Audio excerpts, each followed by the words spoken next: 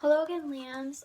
Our last video for today is going to be reading our book one more time. We'll read it again, on Thursday. That is The Tale of Peter Rabbit by Beatrix Potter. And you can see Peter sitting there eating Mr. McGregor's carrots. It's not so good. Alright, The Tale of Peter Rabbit by Beatrix Potter. Once upon a time, there were 4 little rabbits, and their names were Flopsy, Mopsy, Cottontail, and Peter. They lived with their mother in a sandbank underneath the root of a very big fir tree. "Now, my dears," said old Mrs. Rabbit one morning, "you may go into the fields or down the lane, but do not go into Mr. McGregor's garden. Your father had an accident there. He was put in a pie by Mrs. McGregor. Now run along and don't get into mischief. I'm going out." Then old Mrs. Rabbit took a basket and her umbrella and went through the woods to the baker's. She bought a loaf of brown bread and 5 currant buns. Why do you think she got 5 buns? Let's count how many rabbits there are. Let's see.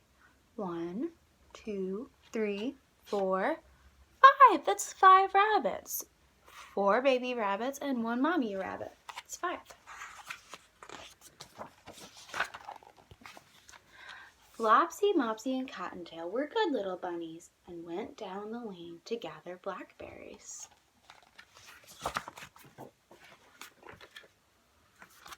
But Peter, who was very naughty, ran straight away to Mr. McGregor's garden and squeezed under the gate. First he ate some lettuce and some French beans, and then he ate some radishes. Then, feeling rather sick, he went to look for some parsley. If you, after this, go and watch the video about what my garden looks like, parsley is the very last plant that I show in my video. But around the end of the cucumber frame, who should he meet but Mr. McGregor? Mr. McGregor was on his hands and knees planting young cabbages, but he jumped up and ran after Peter, waving a rake and calling out, "Stop, thief!" Peter was dreadfully frightened. He rushed all over the garden, for he had forgotten the way back to the gate. Oh, no. Oh, this page, yeah. He lost one of his shoes among the cabbages and the other shoe among the potatoes.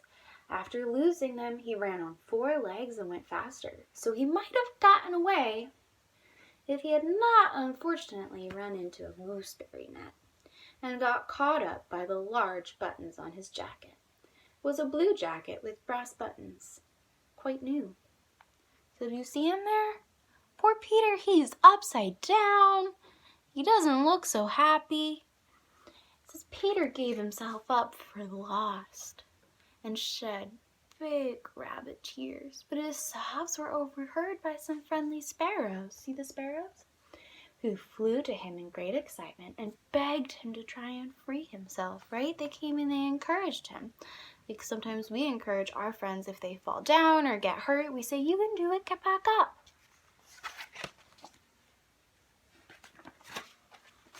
Mr. McGregor found a sieve, which he intended to put on top of Peter. But Peter wriggled out just in time, leaving his jacket behind him. Can you practice wriggling? Wriggle out. Peter rushed into the tool shed and jumped into a watering can. You see him jumping in the watering can? It would have been a beautiful thing to hide in if there had not been so much water in it. Mr. McGregor was quite sure that Peter was somewhere in the tool shed, perhaps hidden underneath a flower pot. He began to turn them over carefully, looking under each one. Suddenly, Peter sneezed. Achoo!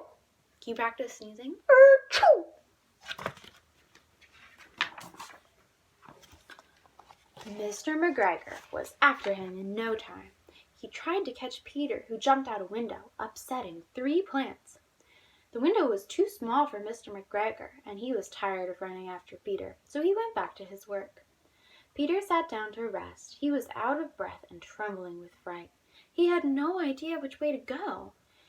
Also, he was very damp from sitting in that can. After a time, he began to wander about, going lippity-lippity, not very fast, looking all around. He found a door in the wall, but it was locked and there was no room for a fat little rabbit to squeeze underneath. An old mouse was running in and out over the stone step, carrying peas and beans for her family in the woods. Peter asked her the way to the gate, but she had such a large pea in her mouth that she could not answer. She only shook her head at him. Peter began to cry. Do you see the mouse running with the pea in her mouth? That made her mouth too full to talk to Peter.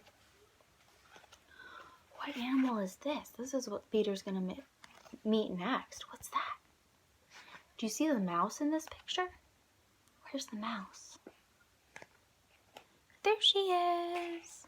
That mouse is sitting awfully close to the cat. Then he tried to find his way straight across the garden, but he became more and more puzzled. Presently he came to a pond. A white cat was staring at some goldfish.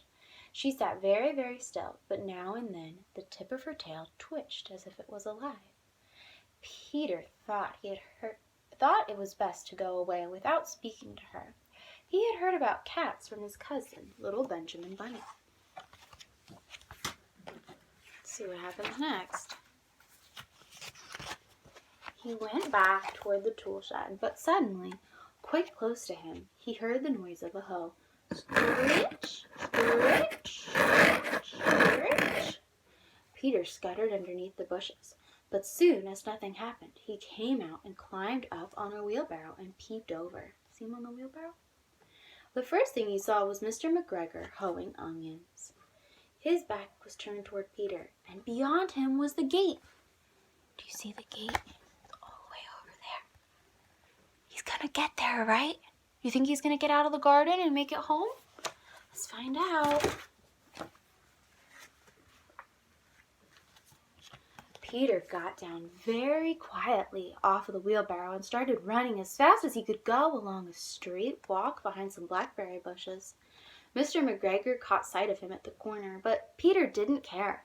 He slipped underneath the gate and was safe at last in the woods outside of the garden. Mr. McGregor hung up the little jacket and the shoes as a scarecrow to frighten the birds. Peter never stopped running or looking behind him until he got home to the big fir tree. He was so tired that he flopped down upon the nice soft sand on the floor of the rabbit hole and shut his eyes. His mother was busy cooking. She wondered what he had done with his clothes. It was the second little jacket and pair of shoes that Peter had lost in 2 weeks. Do you think Mrs. Rabbit knew where Peter went? Do you think she figured it out? I bet she did, because mommies are pretty smart. That evening, Peter was not very well. His mother put him to bed and made some chamomile tea. 1 tablespoonful to be taken at bedtime, she said. But Flopsy, Mopsy, and Cottontail had bread and milk and blackberries for supper. And look, there's Peter in his bed, and his mommy's giving him some chamomile tea to help him feel better. The end.